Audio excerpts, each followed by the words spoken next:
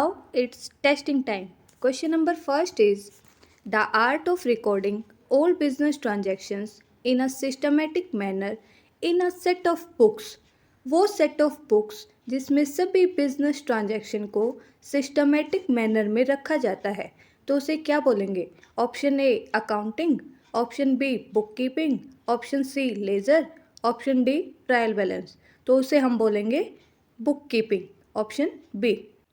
Question number second is cash book always show debit balance, credit balance, both A and B. Option number D is none of the above.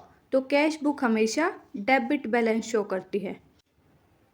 जो cash book है वो always debit balance show करती है। इसका reason है क्योंकि जो हमारी एक्चुअल कैश पेमेंट है वो कैश इन हैंड से ज़्यादा नहीं हो सकती। ठीक है जी। कैश पेमेंट को हम क्रेडिट साइड लिखते हैं और कैश रिसिप्ट्स को डेबिट साइड, बिकॉज ये रियल नेचर के होते हैं। Means debit words comes in, credit words goes out.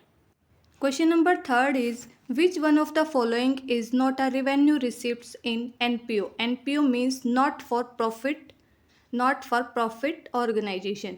Option A is donation for tournament, B is government grants, C is subscription, D is none of the above. तो answer होगा option number A. जो revenue receipts हैं वो day to day की activity से related होती हैं। NPO means not for profit organisation के केस में जो डोनेशन फॉर टूर्नामेंट है वो रेवेन्यू नेचर की नहीं है, बिकॉज ये एक स्पेसिफिक पर्पज़ के लिए डोनेशन है। अगर नॉर्मल डोनेशन होता तो वो रेवेन्यू नेचर का होता, ये हमारा कैपिटल नेचर का है। आई होप पॉइंट समझ आया होगा। Question number 4 is which one of the following is not recorded in receipts and payment account in NPO. ठीक है जी। Option A is subscription received in advance, option B is outstanding subscription received, option C is subscription due, option D is all of the above. तो इसका answer होगा option number C. जो receipts and payment account है वो cash से related item को record करता है। कैश आउटस्टैंडिंग हो, कैश हमें एडवांस में रिसीव हुई हो, उन सभी कैश ट्रांजैक्शन को लिखेगा, लेकिन ये ड्यू है तो इसको शो नहीं किया जाएगा। Question number 5 is at the time of retirement a partner profit और loss of a revaluation account is shared by A is remaining partners, B is all partners, C is retiring partner, D is none of the above. Means retirement के time पर जो profit and loss balance है revaluation account का, उसको सभी partner जो है share करेंगे। तो आंसर होगा B. Question number 6 is revaluation account is a. Option A is nominal account, B is real account, C is personal account, D is artificial account. तो रिवैल्यूएशन हमारा नॉमिनल अकाउंट होता है। Means ये खर्चे से रिलेटेड होता है। सभी एक्सपेंडिचर को डेबिट करेंगे और इनकम को क्रेडिट करेंगे। Question number 7 is in realisation account sale of asset is recorded in there. तो जो एसेट सेल की है उसको रिकॉर्ड किस वैल्यू पर करेंगे? A is realised value, B is cost value, C is book value, D is none of the above. तो उसको रिकॉर्ड करेंगे रियलाइज्ड वैल्यू पर। Question number 8 is last capital show under the heading of share capital in a balance sheet. Answer A is authorised capital, B is subscribed capital, C is issued capital, D is reserved capital. तो answer होगा subscribed capital. इसकी record करने की balance sheet में क्या process होती है? सबसे पहले ऑथोराइज्ड कैपिटल, देन फिर हमारी इश्यूड कैपिटल, उसके बाद सब्सक्राइब्ड कैपिटल, देन फिर कॉल्ड अप कैपिटल, फिर पेड अप कैपिटल। ये प्रोसेस होती है बैलेंस शीट में रिकॉर्ड करने की। Question number 9 is share call account is a. ठीक है, वो किस नेचर का होता है? Real account, B is personal account, C is nominal account, D is all of the above. तो वो हमारा होता है पर्सनल अकाउंट का। जो शेयर कॉल अकाउंट है वो पर्सनल नेचर का अकाउंट होता है, because they represent money from the share holders. ठीक है, और जब मनी ड्यू होती है तो इसको डेबिट किया जाता है, बिकॉज जो अकाउंटिंग का रूल है डेबिट